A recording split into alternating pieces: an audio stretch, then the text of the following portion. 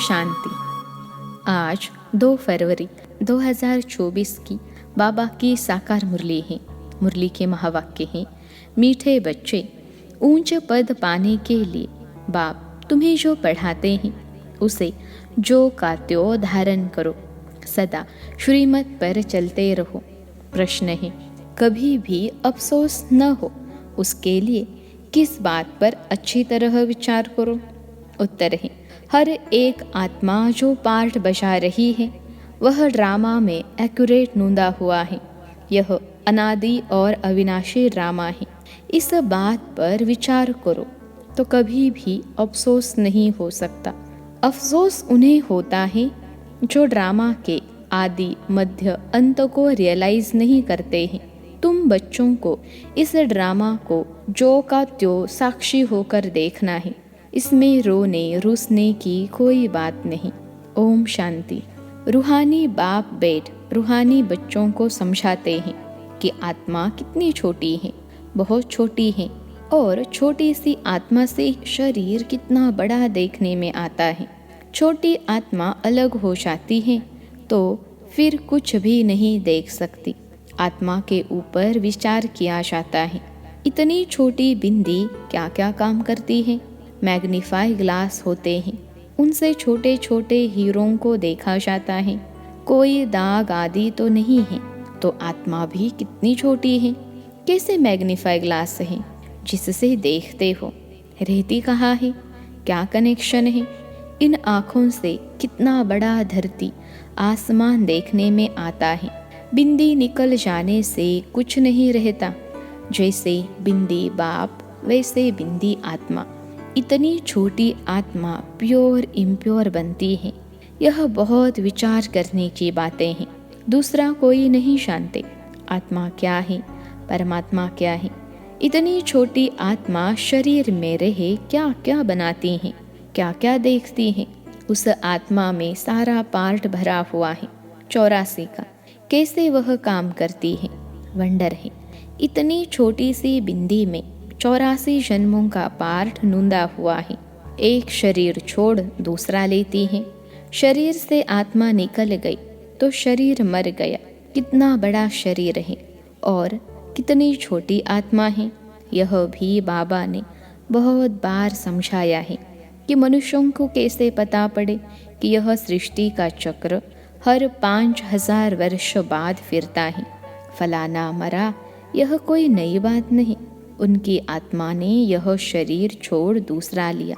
5000 वर्ष पहले भी इस नाम रूप को इसी समय छोड़ा था। आत्मा जानती है हम एक शरीर छोड़ दूसरे में प्रवेश करती है। अभी तुम शिव जयंती मनाते हो, देखते हो 5000 वर्ष पहले भी शिव जयंती मनाई थी। हर 5000 वर्ष बाद शिव जयंती जो हीरे तुल्य है मनाते ही आते हैं। यही सही बातें हैं। विचार सागर मंथन करना होता है जो औरों को समझा सके। यह त्योहार होते हैं। तुम कहेंगे नई बात नहीं। हिस्ट्री रिपीट होती है जो फिर 5000 वर्ष बाद जो भी पार्टधारी है वह अपना शरीर लेते हैं। एक नाम रूप देश काल छोड़ दूसरा लेते हैं। इस पर विचार सागर मंथन कर ऐसा लिखे जो मनुष्य वंडर खाए। बच्चों से हम पूछते हैं ना, आगे कब मिले हो। इतनी छोटी आत्मा से ही पूछना होता है ना, तुम इस नाम रूप में आगे कब मिले थे। आत्मा ने सुना तो बहुत कहते हैं, हाँ बाबा आपसे कल्प पहले मिले थे।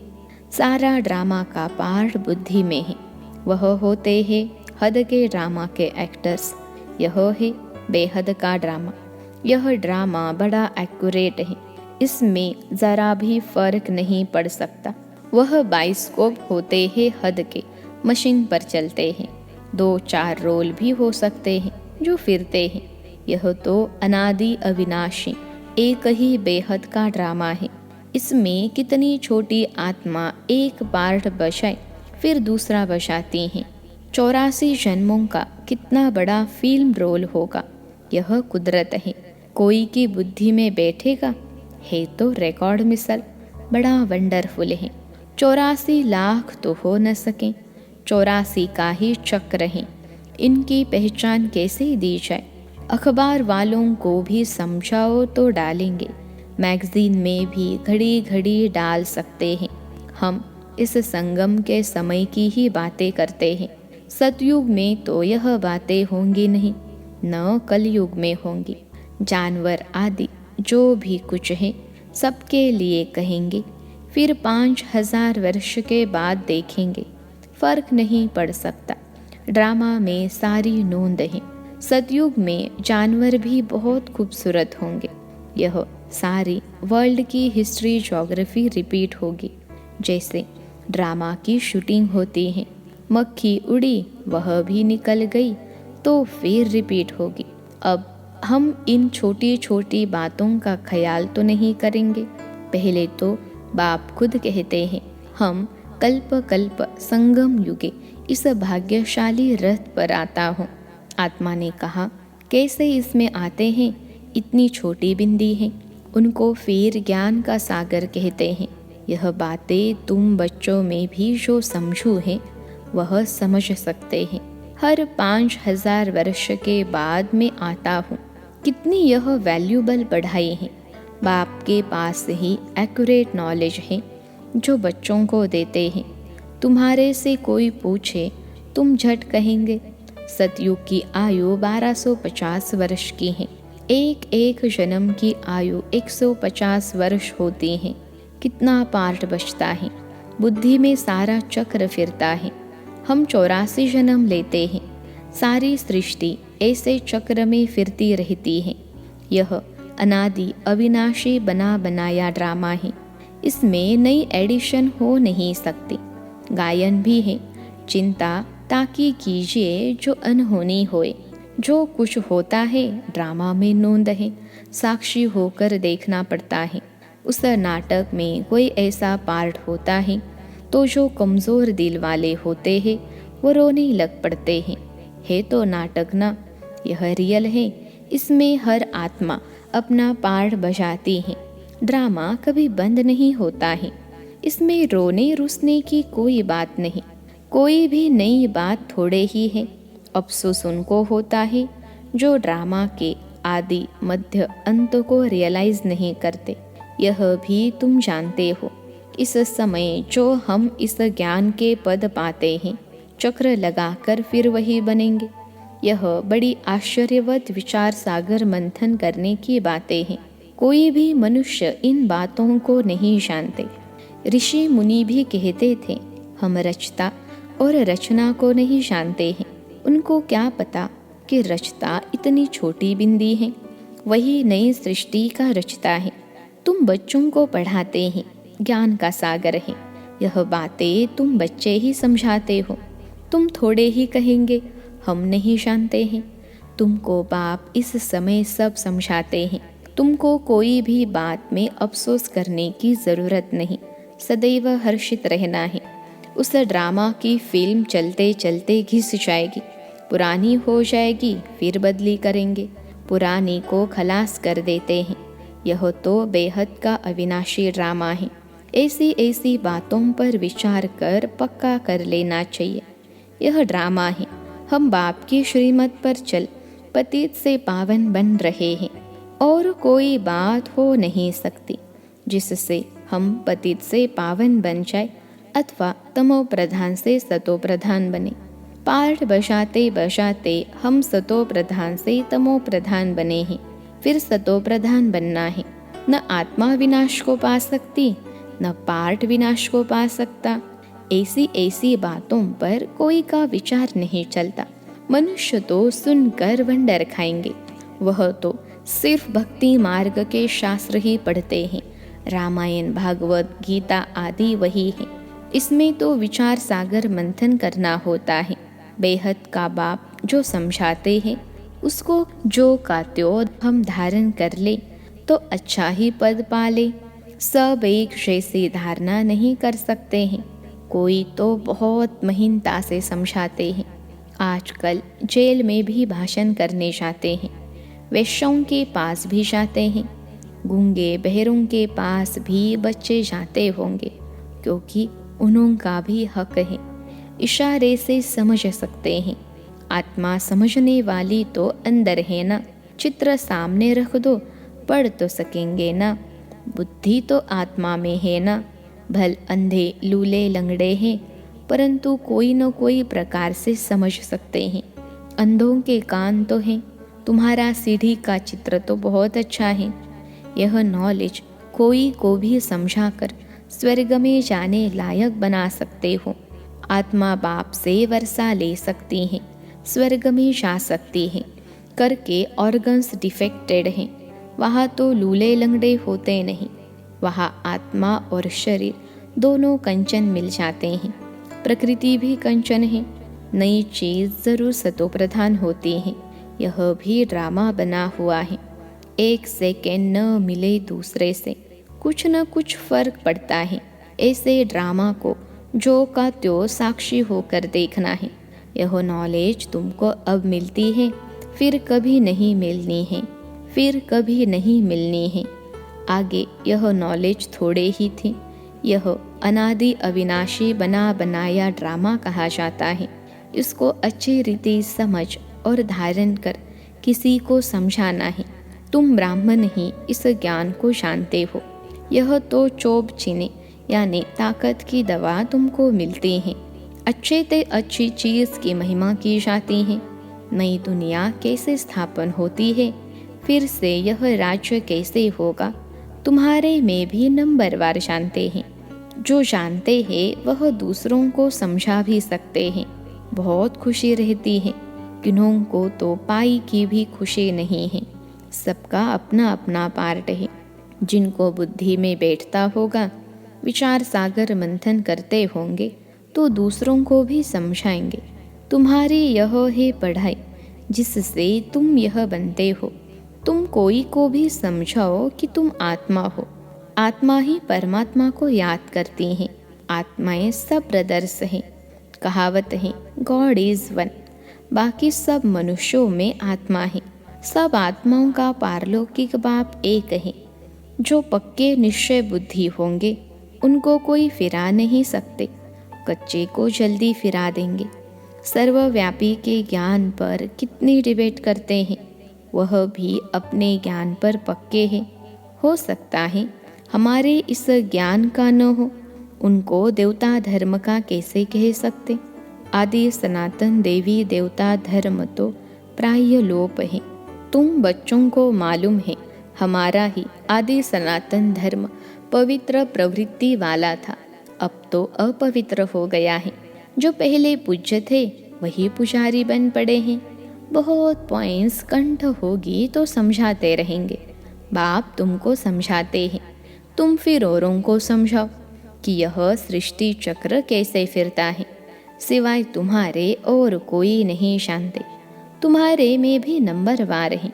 बाबा को भी घड़ी घड़ी पॉइंट्स रिपीट करनी पड़ती हैं, क्योंकि नए नए आते हैं। शुरू में कैसे स्थापना हुई तुम्हारे से पूछेंगे, फिर तुमको भी रिपीट करना पड़ेगा। तुम बहुत बिजी रहेंगे। चित्रों पर भी तुम समझा सकते हो, परंतु ज्ञान की धारणा सबको एक रस तो नहीं हो सकती है। इसमें ज्ञान चाहिए, याद चाहिए, धारणा बड़ी अच्छी चाहिए। सतो प्रधान बनने के लिए बाप को ज़रूर याद करना है। कई बच्चे तो अपने धंधे में फंसे रहते हैं, कुछ भी पुरुषार्थ ही नहीं करते। यह भी ड्रामा में नोंद है। कल्प पहले जिन्होंने जितना पुरुषार्थ किया है उतना ही करेंगे। पिछाड़ी में तुमको एकदम भाई भाई होकर रहना है। नंगे आए हैं नंगे जाना है। ऐसा न हो पिछाड़ी में कोई याद आ जाए। अभी तो कोई वापिस जा न सके। जब तक विनाश न हो स्वर्ग में कैसे जा सकेंगे। ज़रूर या तो सूक्ष्म वतन में जाएंगे या यहाँ ही जन्म लेंगे। बाकी जो कमी रही होगी उसका पुरुषार्थ करेंगे। वह भी बड़े हो तब समझ सके। यह भी ड्रामा में सारी नोंद है। तुम्हारी एक रस अवस्था तो पिछाड़ी में ही होगी। ऐसे नहीं लिखने से सब याद हो सकता है। फिर लाइब्रेरीज आदि में इतनी किताबें क्यों होती हैं। डॉक्टर वकील लोग बहुत किताबें रखते हैं, स्टडी करते रहते हैं। वह मनुष्य मनुष्य के वकील बनते हैं। तुम आत्माएं आत्माओं के वकील बनती हो। आत्माएं आत्माओं को पढ़ाती हैं। वह है जिस्मानी पढ़ाई, यह है रूहानी पढ़ाई। इस रूहानी पढ़ाई से फिर 21 जन्म कभी भूल चूक नहीं होगी। माया के राज्य में बहुत भूल चूक होती रहती है, जिस कारण से सहन करना पड़ता है। जो पूरा नहीं पढ़ेंगे, कर्मातीत अवस्था को नहीं पाएंगे, तो सहन करना ही पड़ेगा। फिर पद भी कम हो जाएगा। विचार सागर मंथन कर औरों को सुनाते रहेंगे, तब चिंतन चलेगा। बच्चे जानते हैं, कल्प पहले भी ऐसे बाप आया था जिसकी शिव जयंती मनाई जाती है। लड़ाई आदि की तो कोई बात नहीं, वह सब है शास्त्रों की बातें। यह पढ़ाई है। आमदनी में खुशी होती है। जिनको लाख होते हैं उनको जास्ती खुशी होती है। कोई लखपति भी होते, कोई कखपति भी होते हैं, अर्थात थोड़े पैसे वाले भी होते हैं। तो जिसके पास जितने रत्न होंगे उतनी खुशी भी होगी। अच्छा, मीठे मीठे सिखिलते बच्चों प्रति माता पिता बाप दादा का याद प्यार और गुड मॉर्निंग। रूहानी बाप की रूहानी बच्चों को नमस्ते। हम रूहानी बच्चों की सिखिलते रूहानी माता पिता बाप दादा को याद प्यार, गुड मॉर्निंग और नमस्ते बाबा नमस्ते। धारणा के लिए मुख्य सार पहली पॉइंट है, विचार सागर मंथन कर स्वयं को ज्ञान रत्नों से भरपूर करना है। ड्रामा के राज को अच्छी रीति समझकर दूसरों को समझाना है। किसी भी बात में अफसोस न कर सदा हर्षित रहना है। दूसरी पॉइंट है, अपनी अवस्था बहुत काल से एकरस बनानी है, ताकि पिछाड़ी में एक बाप के सिवाय दूसरा कोई भी याद न आए। अभ्यास करना है, हम भाई भाई हैं, अभी वापस जाते हैं। वरदान है, अलबेलेपन की लहर को विदाई दे, सदा उमंग उत्साह में रहने वाली समझदार आत्मा भव। अलबेलेपन की लहर को विदाई दे, सदा उमंग उत्साह में रहने वाली समझदार आत्मा भव। विश्लेषण है, कई बच्चे दूसरों को देखकर स्वयं अलबेले हो जाते हैं। सोचते हैं ये तो होता ही है, चलता ही है। क्या एक ने ठोकर खाई तो उसे देखकर अलबेलेपन में आकर खुद भी ठोकर खाना, यह समझदारी है। बाप दादा को रहम आता है कि ऐसे अलबेले रहने वालों के लिए पश्चाताप की घड़ियाँ कितनी कठिन होंगी। इसलिए समझदार बन अलबेलेपन की लहर को, दूसरों को देखने की लहर को मन से विदाई दो। औरों को नहीं देखो, बाप को देखो। आज का स्लोगन है, वारिस क्वालिटी तैयार करो, तब प्रत्यक्षता का नगाड़ा बजेगा। वारिस क्वालिटी तैयार करो, तब प्रत्यक्षता का नगाड़ा बजेगा। अच्छा, ओम शांति।